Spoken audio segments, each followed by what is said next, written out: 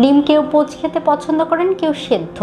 আসলে ডিম কোনভাবে খেলে সেটা আমাদের জন্য শারীরিক জটিলতা তৈরি করবে না, বা কোনভাবে ডিম খাওয়া সর্বোত্তম, আজকে সেই বিষয়টি নিয়ে কথা বলব। আমি যদি সবার প্রথমেই বলি, ডিম এভাবে খেতে হবে যেন এক্সট্রা করে কোনো ক্যালোরি অ্যাড না হয়।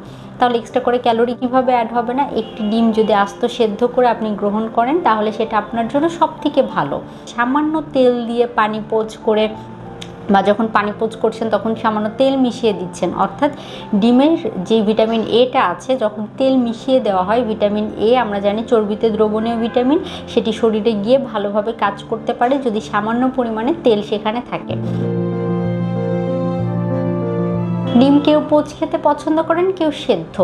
আসলে ডিম কোনভাবে খেলে সেটা আমাদের জন্য শারীরিক জটিলতা তৈরি করবে না, বা কোনভাবে ডিম খাওয়া সর্বোত্তম, আজকে সেই বিষয়টি নিয়ে কথা বলবো। আপনাদের সাথে আছি আমি পুষ্টিবিদ নাহিদ আহমেদ।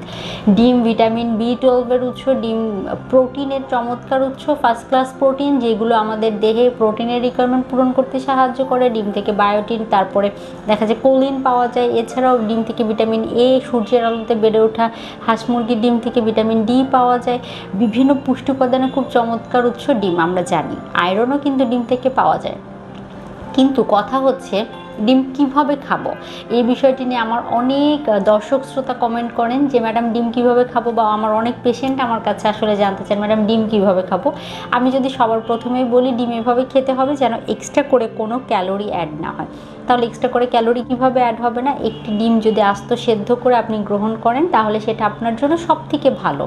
কিন্তু আরেকটা কথা আছে, ডিম সবসময় সেদ্ধ করে খেলে সেটা যতটা উপকারিতা দিবে, মাঝে মাঝে যদি আপনি পোচ করে, সামান্য তেল দিয়ে পানি পোচ করে, বা যখন পানি পোচ করছেন তখন সামান্য তেল মিশিয়ে দিচ্ছেন, অর্থাৎ ডিমের যে ভিটামিন এটা আছে, যখন তেল মিশিয়ে দেওয়া হয়, ভিটামিন এ আমরা জানি চর্বিতে দ্রবণীয় ভিটামিন, সেটি শরীরে গিয়ে ভালোভাবে কাজ করতে পারে যদি সামান্য পরিমাণে তেল সেখানে থাকে। তাই আপনি সপ্তাহে 4 দিন সেদ্ধ ডিম, 3 দিন পোচ করা ডিম গ্রহণ করতে পারেন। সেটি আপনার জন্য বেশি শারীরিক উপকারিতা বয়ে নিয়ে আসবে। ধন্যবাদ।